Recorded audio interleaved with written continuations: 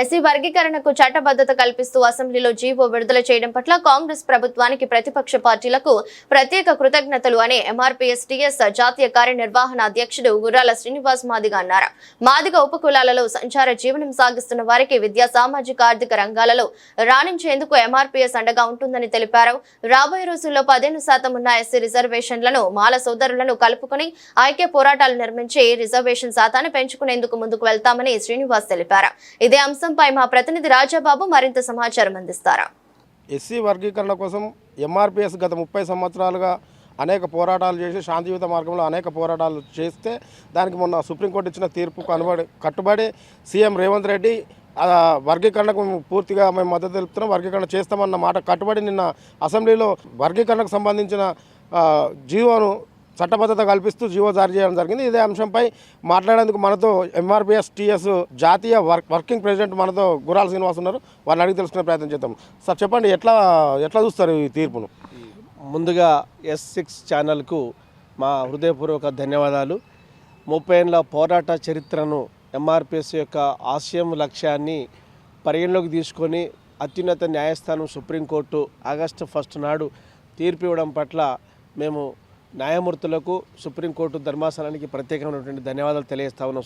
సిద్దిపేట జిల్లా కేంద్రంగా మరి గత 30 ఏళ్ల పోరాటము విద్యా ఉద్యోగ రాజకీయ సంక్షేమ రంగాలలో మరి షెడ్యూల్డ్ కులాలలోని 59 కులాల్లో కొన్ని ఉపకులాలు మరి మేజర్గా మాల మాదిగలకు సమాన వాటా న్యాయం జరగాలని చెప్పేసి పెద్ద మనసుతో ఆలోచించి తీర్పిచ్చినందుకు మేము ధన్యవాదాలు తెలియజేస్తా ఉన్నాం.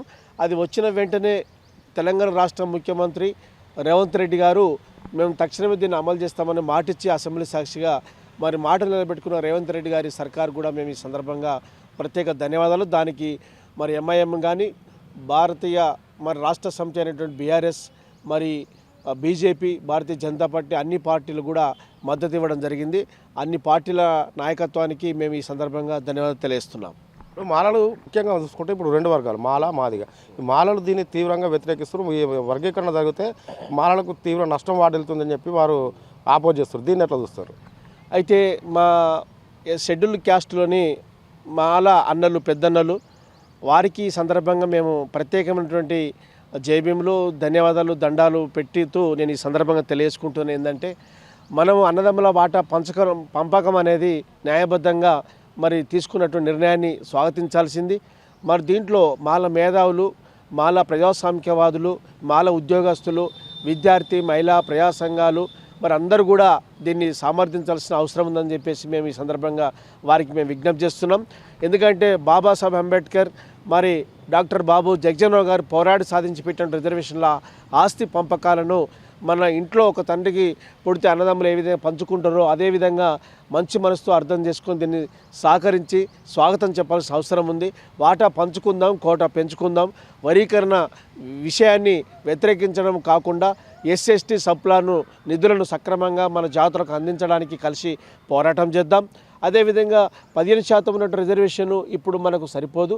అది జనాభా నిష్పత్తి ప్రకారంగా పెంచడానికి రాష్ట్ర కేంద్ర ప్రభుత్వాలపైన పోరాటం చేయడానికి కలిసి ముందుకెళ్దామని చెప్పేసి మా మాలన్నలకు ఈ సందర్భంగా నేను విజ్ఞప్తి చేస్తున్నాను. జై భీమ్ తెలియజేస్తున్నాను. ముఖ్యంగా ప్రధానంగా చూసుకున్నట్టయితే మాదిగ ఉపకులాలకు సంబంధించి కొంతమంది సంచార జీవనం కొనసాగిస్తారు. వారికి ఇప్పటి వరకు కూడా కుల ధృవీకరణ పత్రం లేదు. వారు ఇప్పటికి విద్య వారికి అందరి ద్రాక్షగానే మిగిలింది. వారికి ఈ వర్గీకరణ ఏదైతే ఉందో వారికి ఎట్లా ఉపయోగపడుతుంది అనుకుంటున్నారు?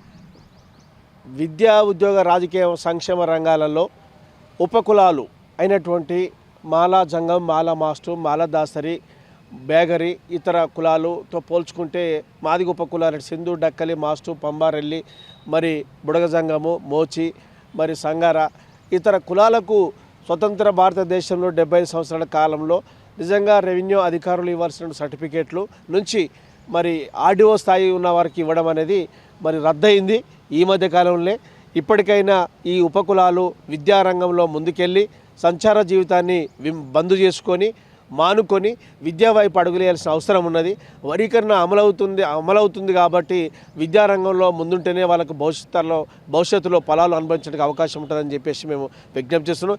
ఎంఆర్పిఎస్ పెద్దన్న పాత్రగా పోషిస్తూ ఆ యొక్క ఉపకులాలకు అండగా ఉంటూ వాళ్ళని విద్యా ఉద్యోగ రాజకీయ సంక్షేమ రంగాలలో చైతన్యం చేయడానికి కోసం ఎంఆర్పిఎస్ 30 ఏళ్ల పోరాటంలో క్రియాశీలకమైన పాత్ర పోషించిందని ఈ సందర్భంగా మేము తెలియజేసుకుంటున్నాం. మీరు మాలలు కావచ్చు, ఇటు మాదిగా ఉపకులాలు కావచ్చు, మాల ఉపకులాలు కావచ్చు, వర్గీకరణ వల్ల నష్టం జరుగుతుందని చెప్పి వాళ్ళు తీవ్ర ఆవేదన చెందుతున్నారు, ఆందోళన కూడా వ్యక్తపరుస్తున్నారు. వారికి చివరిగా మీరు ఏం చెప్పదలుచుకున్నారు? ఎందుకనంటే ఉమ్మడి ఆంధ్రప్రదేశ్ ఉన్నప్పుడు ABCD అనేది పెట్టడం జరిగింది. అంటే ఏ గ్రూపులో గంజి గటక తాగేటోళ్ళను, కాస్త B గ్రూపులో రేషన్ బియ్యం తినేటోళ్ళను, కాస్త C గ్రూపులో కొంచెం BPD తినేటి వాళ్ళను, D గ్రూపులో బిర్యానీ ఇట్లా ఈ విధంగా ఆకలితో ఉన్న వాళ్ళకు మొదటి ప్రాంతం ఇవ్వాలని చెప్పేసి ఉమ్మడి ఆంధ్రప్రదేశ్ ఉన్నప్పుడు జరిగింది. ఇప్పుడు ABC మాత్రమే ఏ గ్రూపులో మరి B గ్రూపులో C గ్రూపులో అవకాశాలు విద్యా ఉద్యోగ రాజకీయ సంక్షేమ రంగాలలో ఖచ్చితంగా 100% ఉపకులాలకు న్యాయం జరుగుతుంది అనే విషయాన్ని గ్రహించాల్సిన అవసరం ఉన్నది.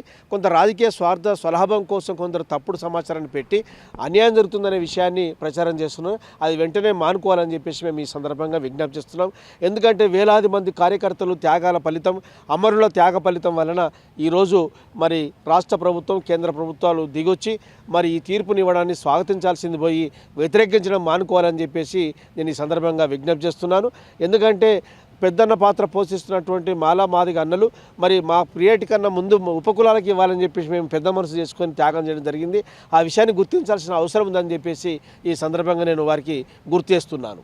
ముఖ్యంగా మాదిగ ఉపకులాలకు సంబంధించి మాదిగ ఉపకులాల హక్కుల సాధన సమితి నాయకులు దీన్ని ఎంఆర్పిఎస్ వాళ్ళ స్వార్థం కోసమే వర్గీకరణ ముందరికి వచ్చింది, మాకు మాత్రం ఎలాంటి ఉపకులాలకు ఎలాంటి న్యాయం అయితే జరుగుతలేదు, దీన్ని పునరాలోచన చేయాలని చెప్పేసి వారు ఒకవైపు వాదిస్తారు. దీన్ని ఎట్లా చూస్తారు? అయితే మాదిగ ఉపకులాల పేరు మీద కొంత మాల ఉపకులాలను దీంట్లో తీసుకురావడం జరిగింది. అయితే వాళ్ళు కూడా పేరుకు మాల ఉపకులాల పేరు మీద ఉన్నారు, కానీ వారికి ఇప్పటివరకు కూడా అవకాశాలు అందలేదు. కాబట్టి వీళ్ళు కొంత స్వార్థ రాజకీయ లబ్ధి కోసమే చేస్తున్నటువంటి ఆరోపణ తప్ప ఏమాత్రం వాస్తవం కాదు. ప్రభుత్వం షమీమ్ అఖ్తర్ దీని కమిషన్ చైర్మన్, మరి దీనికి ఏకసభ్య కమిషను అందరూ కూడా మేధావులు అందరూ క్షుణ్ణంగా పరిశీలించి తర్వాతనే ఈ నిర్ణయం తీసుకోవడం జరిగింది. కాబట్టి దీన్ని స్వాగతించి సమర్థించి ఆ ఉపకులాల జాతుల ప్రయోజనం సంచార జీవితాన్ని మానుకుని విద్యారంగంలో అడుగులేసే విధంగా కృషి చేయాలి తప్ప ఆరోపణలు చేసి అనవసరంగా రద్దంతం చేయడం అది సరైనది కాదని చెప్పేసి ఆ వ్యతిరేకించే నాయకునికి ఈ సందర్భంగా నేను గుర్తు చేస్తున్నాను. అదేవిధంగా మనతో పాటు మాదిగ ఉపకులాలకు సంబంధించిన సిద్దిపేట జిల్లా అధ్యక్షులు మనతో ఉన్నారు, వారిని అడిగి తెలుసుకుందాం. వర్గీకరణ చట్టబద్ధత కల్పిస్తే ఎట్లా ఫీల్ అవుతారు? ఎందుకంటే 30 సంవత్సరాల నుంచి మా బేడబుడుగ జంగాలు విద్యాపరంగా కానీ ఉద్యోగపరంగా కానీ అనేక ఇబ్బందులు పడి ఊరికి 2 కిలోమీటర్ల దూరంలో జీవనించి ఇప్పటి వరకు కంపల్సరీ వర్గీకరణ వచ్చిన దానికి మాలలకు కూడా ఇంత కోపం ఎందుకు వస్తుందో అది మాకు కూడా అర్థమైతే లేదు. 59 ఉపకులాలు చాలా ఇబ్బందులు పడుతున్నాయి. 59 ఉపకులాలకు 2 కులాలకే మరి పరితమైన కథ ఉన్నది. ఇప్పుడు మరి మందకృష్ణ గారు దానికి 30 ఏళ్ల చరిత్రని వాళ్ళు చాలా కష్టపడి ముందుకు తీసుకొచ్చి అన్ని కులాలని వేగంగా ఒక భాగం పంచుకున్నట్టుగా పంచుకొని ఈ విధంగా అందరూ కూడా దీనికి అంగీకరించాలని చెప్పని ఇవాళ రేవంత్ రెడ్డి కంపల్సరీ వర్గీకరణ దీన్ని పాస్ చేసినందుకు ఈ మాలలకు కూడా ఎందుకు కోపం వస్తుందన్నది మాకైతే ఏమాత్రం అర్థమైతే లేదు. మేము కూడా ఉపకులాలమని చాలా ఏళ్ల నుంచి మా తాత తండ్రుల నుంచి విద్యాపరంగా ఉద్యోగపరంగా మేము చాలా కష్టంలో పడ్డాము.